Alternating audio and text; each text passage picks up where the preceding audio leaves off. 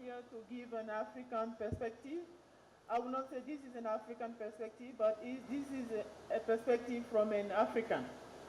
Yeah, that's how I will say it. I'd like to thank the organizer of this meeting and also thank ICRISAT management who invited me here to deliver this talk. So my presentation is titled Millet and Sorghum, the Smartfood campaign in West and Central Africa.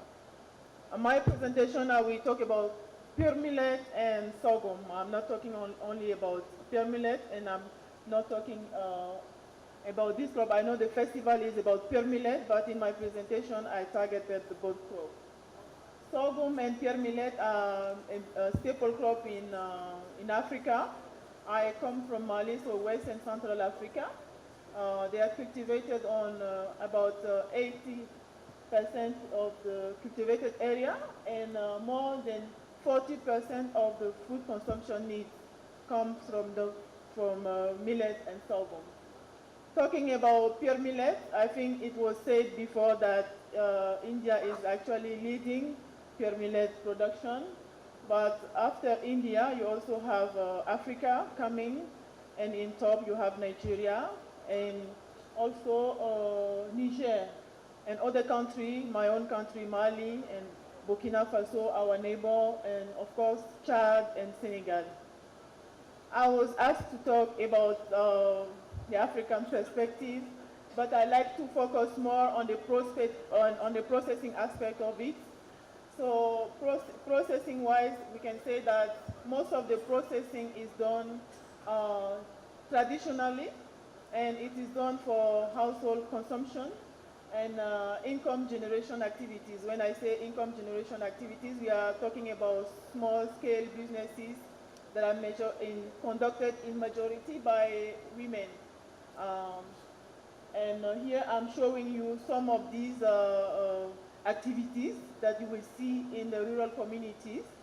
And I'm showing also one of the most popular dish.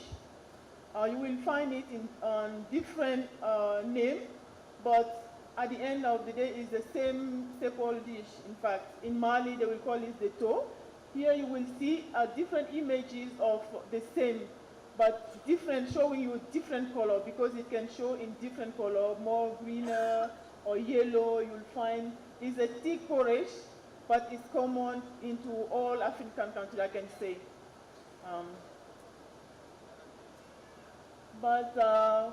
Moreover, the consumption also of millet and sorghum is found on the street food, and it's not something that started recently. I mean, in the past, you will always find in the rural communities women who are producing these small dishes, and they even sell it in their communities. And when you come in the big cities like Bamako, where I live, or Niamey, or any other big cities in Africa today, you will find the women who are producing these dishes and they are selling them. They are also used on the occasion of big occasion like wedding or anniversaries. So these kind of dishes are what we use for sorghum and millet in West Africa mainly. And in the images here, you see the sorghum. It can be sorghum or millet cake. It goes with sauce. You also have this traditional millet juice that is now being popular now, and that recently we were working with this chef who now try to modernize the millet juice. We call it millet limonade. And you will have what you can see on the screen. Takula is the millet base. It's very white. It means that the kind of millet you use for it will very, very, very light. And also you will find millet and sorghum in form of bread, and very appreciated by the population today. I know in Mali, for example, we struggle a lot to add millet and sorghum in bread because sometimes people didn't like the taste. So it was rejected. Many times they tried, but recently we were able to find people, even in the market, in the street, that was really looking for millet or sorghum-based bread. And I say that most of the processing is done traditionally or manually, but today we have an emerging industry for millet and sorghum, mainly in Nigeria. Nigeria, as I said, after India, is a big market. And one of the big millet processing company is actually in Nigeria.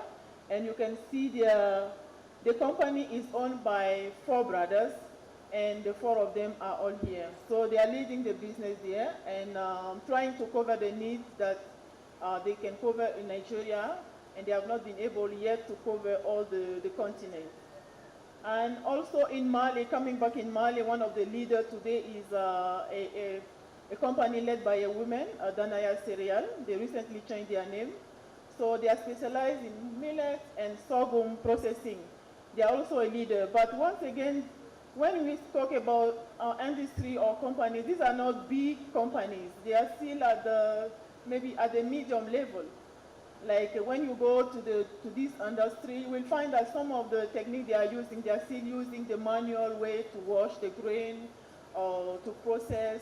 So it's not completely industrialized yet, you see. Although these are some of the products that you can find in the market physically in some African countries, in Mali, in Nigeria, Sudan also is doing well, and Burkina Faso. Most of them are processing millet flours that they are selling in the big cities to the urban target audiences. And coming back to the Smartfood campaign, I think it was mentioned by our Director General, and I'm sure that Joanna will talk much more about it tomorrow.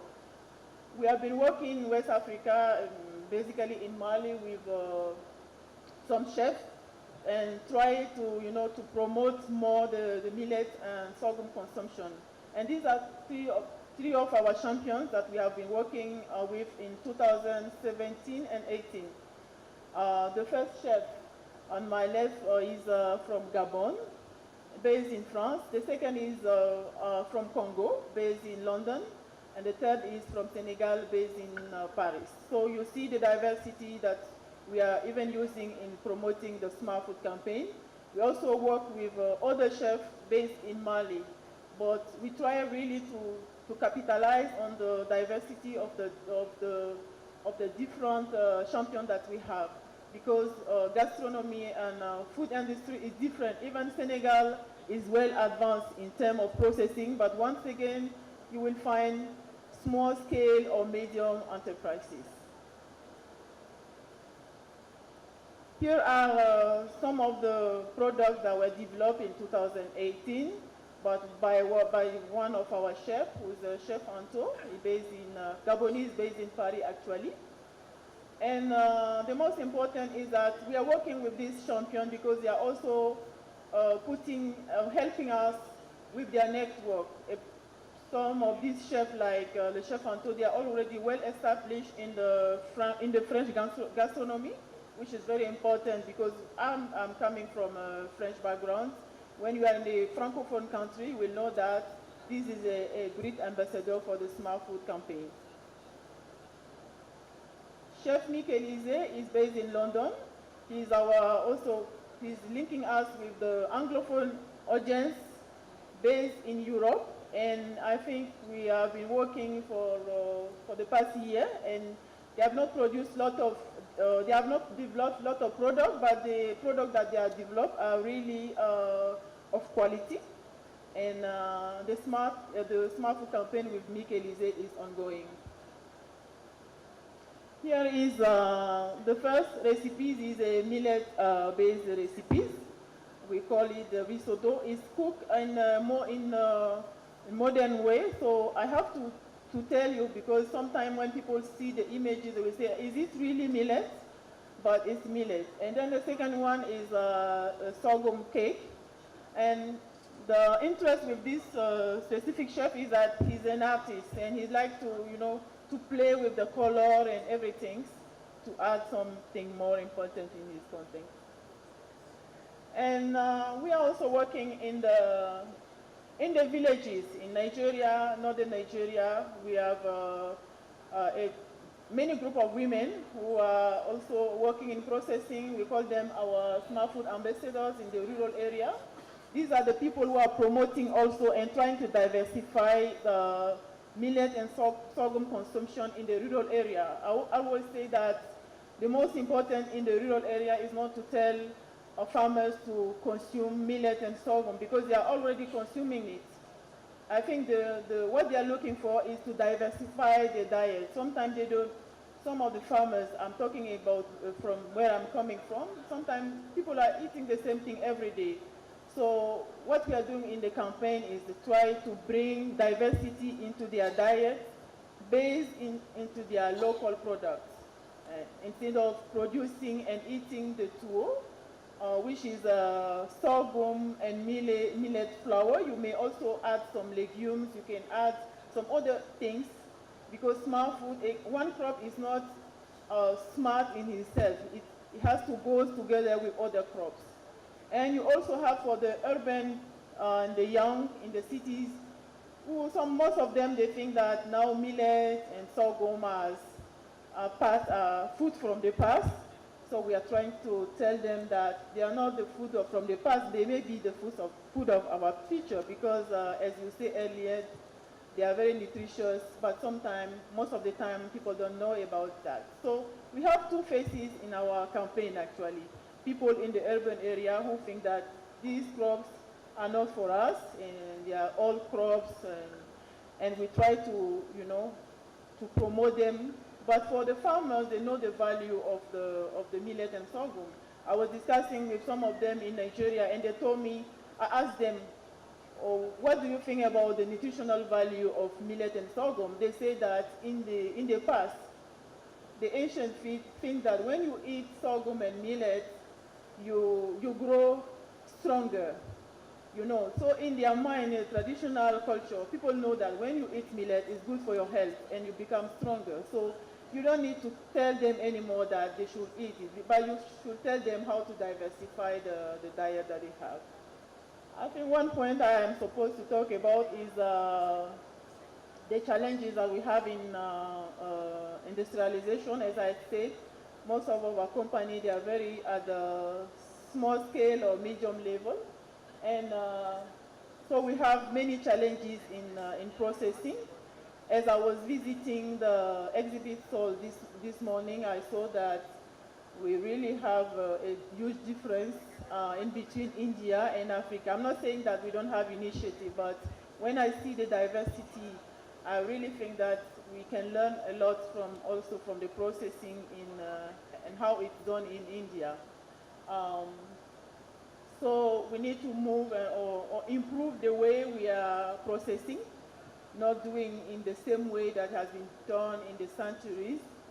And the marketing system also has to change. And yes, some of the things that we need to look at is the cost of production. We need to improve the access to processing credit, and the technical know-how is very important. And of course, the quality of infrastructure for processing needs to be improved. These are some of the images from the campaign from Nigeria, actually. And I think these are the words by which I like to conclude this intervention. Let's eat millet and sorghum. We will grow healthy and live healthy. So I thank you.